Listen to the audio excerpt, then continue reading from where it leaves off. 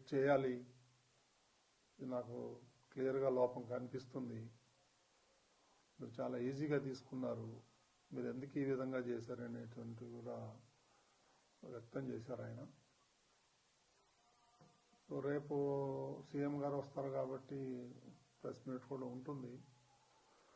ఇంకా రేపే సీఎం గారే వీటన్నిటికీ అడ్రస్ చేస్తాడని అనుకుంటున్నాం కదా. చేసేదంతా కూడా అధికారులే కదా, ఇంకెవరికి బాధ్యత ఉంటుంది.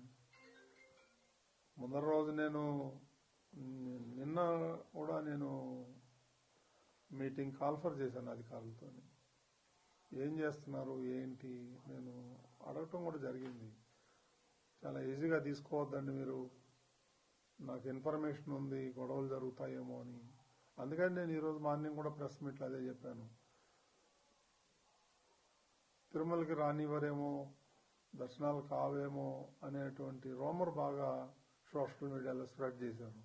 అందుకే నేను మార్నింగ్ కూడా దాన్ని ఖండించాను నేను మీ అందరి ముందరే. అలాంటిది ఎవరు ఉండదు, ఎవరైనా రావచ్చు తిరుమలకి, దర్శనంకు మాత్రం టోకన్లు ఉండాలి తప్ప తిరుమలకు రావద్దని ఎవరు అనలేదు. ఎవరైనా రావచ్చు అని పొద్దున్నే నేను స్టేట్మెంట్ కూడా ఇచ్చాను. నాకు తెలుసు ఏ గొడవ అవుతుందేమో అనే నాలో అనుమానం ఉంది. నేను అధికారుల దగ్గర కూడా వ్యక్తం చేశాను. ఎస్పీ దగ్గర కూడా నేను టెంపుల్లో కనిపిస్తే చెప్పాను, మీరు ఆషామాషిగా తీసుకోవద్దండి, దీన్ని జాగ్రత్తగా చేయండి. అప్పుడు అన్నారు వాళ్ళు 5,000 మంది పోలీసులను పెడుతున్నామండి, మేము చూసుకుంటామండి, అది ఇది అని అన్నారు నాతో. ఇది దురదృష్టకరం. ఇప్పుడు ఎవరిని మనం నిందించలేము, ఒకలా ఇద్దరా అనేది.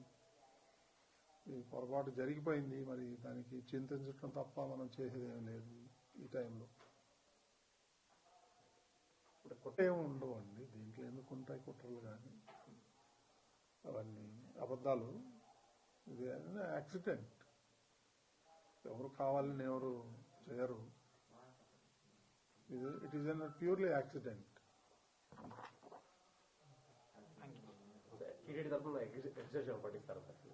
రేపు ముఖ్యమంత్రి గారు ప్రకటిస్తారు.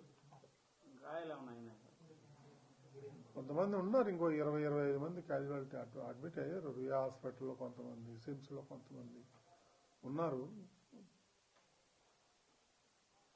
చూడాలి, నేను కూడా వెళ్తాను, వెళ్ళి చూసేసి వస్తాను. అక్కడ బాగా టెన్షన్గా ఉంది, అందరూ ఉన్నారు, యంత్రాంగం, జిల్లా యంత్రాంగం అంతా అక్కడే ఉంది.